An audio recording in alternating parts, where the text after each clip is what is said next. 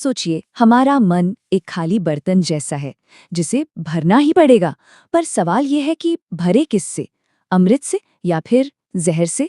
आज के इस विश्लेषण में हम एक बहुत ही पावरफुल प्रवचन के जरिए मन के इसी स्वभाव को और मुक्ति के रास्ते को समझने की कोशिश करेंगे। तो चलिए इसी मूल विचार को थोड़ा और गहराई से देखते हैं। देखिए, हमारा मन वो एक ऐसे बर्तन की तरह है जो कभी भी खाली नहीं रह सकता। या तो उसमें दिव्य अमृत भरेगा या फिर दुनिया का जहर। अगर हम उसे प्रेम से नहीं भरते ना, तो उसकी जगह नफरत अपने आप ले लेगी। मतलब इस बर्तन का स्वभाव ही ऐसा है कि इसे भरना तो पड़ेगा ही। तो सवाल उठता है कि आखिर हमारे मन के इस बर्तन में भर क्या रहा है। पहला हिस्सा इसी प्रॉब्लम की पड़ताल करता है।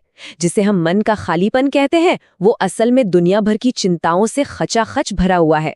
और यही वो जहर है जिसकी बात हम कर रहे थे।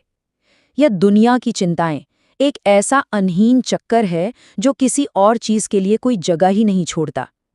सुबह से शाम, शाम से सुबह, बस मन दुनिया की ही उलझनों में फंसा रहता है।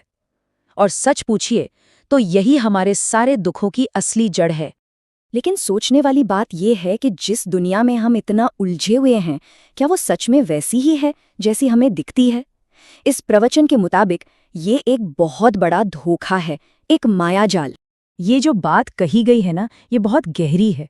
मतलब हम जिसे दोस्तों की महफिल समझकर जश्न मना रहे हैं, वो असल में एक कत्लगाह है। एक ऐसी जगह जहां हर कोई मरने के लिए बस अपनी बारी का इंतजार कर रहा है, और हम हैं कि इसे उत्सव का घर समझ बैठे हैं। और इस धोखे में हम इकट्ठा भी क्या कर रहे हैं? पद, धन, प्रतिष्ठा, सम्मान। ये सब देखने में तो फूरों जैसे लगते हैं जिन्हें हम बड़ी मेहनत से इकट्ठा करते हैं। लेकिन असल में ये वो कांटे हैं जो सिर्फ दर्द देते हैं। और आखिर में दामन में इन कांटों के सिवा कुछ बचता भी नहीं। इसी गहरे भ्रम को, इसी धोखे को माया कहा गया है। ये एक ऐसा धोखा है जो नरक के दरवाजे पर स्वर्ग का बोर्ड लगा देता है और दुख की राह पर सुख का साइन बोर्ड। हम निकलते हैं सुख की तलाश में, पर मिलता हमेशा दुख ही है। हम सम्मान चाहते हैं, पर हाथ लगता है सिर्फ अपमान। तो इस माया, इस धोखे का सबसे बड़ा पर्दा क्या है? वो है मौत का सच।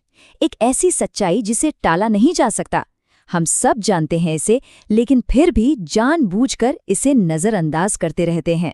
प्रवचन में एक छोटा सा किस्सा है जो हमारी इस आदत को आईना दिखाता है। शमशान घाट पर किसी दोस्त का दाह संस्कार हो रहा है और लोग वहां भी दुनियादारी की बातों में लगे हैं, ये भूलकर कि एक दिन उन्हें भी तो यहीं आना है। असल में हम ध्यान भटकाकर ही जीवन की सबसे बड़ी सच्चाई से बचते फिरते हैं। और ये ध्यान भटकाना, ये असल में एक डिफेंस मैकेनिज्म है, एक रक्षा कवच। क्योंकि अगर मौत की सच्चाई याद आ गई ना, तो हमारी बनाई हुई दुनिया का पूरा ढांचा ही बिखर जाएगा। तब तो फिर परमात्मा को याद करना पड़ेगा और अपनी जिंदगी को पूरी तरह से बदलना पड़ेगा। तो ठीक है, अगर ये दुनिया धोखे का एक सागर है, तो सवाल ये है कि इससे पार कैसे जाएं? प्रवचन इसका एक ही समाधान बताता है, एक ऐसी नाव जो हमें इस सागर के पार ले जा सके। अब यहाँ दो रास्ते बिल्कुल साफ नजर आते हैं। एक तरफ वो लोग हैं जो अहंकार, धन और पद की चट्टान से खुद को बांध लेते हैं और सोचते हैं कि इस सागर को पार कर लेंगे। खैर, उनका तो डूबना तय है। और दूसरी तरफ वो हैं जो परमात्मा के नाम के जहाज पर भरोसा करते हैं, और वही जहाज उन्हें पार ले जाता है। और यही वो परम सत्य है जिसे सारे धर्मग्रंथों की चाबी कहा गया है। नाम बिना नाही निस्तारा। मतलब इसके बिना कोई मुक्ति है ही नहीं। अगर सिर्फ ये एक बात पकड़ में आ जाए, तो दुनिया के सारे मंदिरों और मस्जिदों के रहस्य अपने आप खुल जाते हैं। और इस सच को जीना कोई बोझ नहीं है, बल्कि ये तो एक आनंद है। ये कोई निराशा नहीं, ये तो मुक्ति का उत्सव है, आज़ादी का एक डांस है।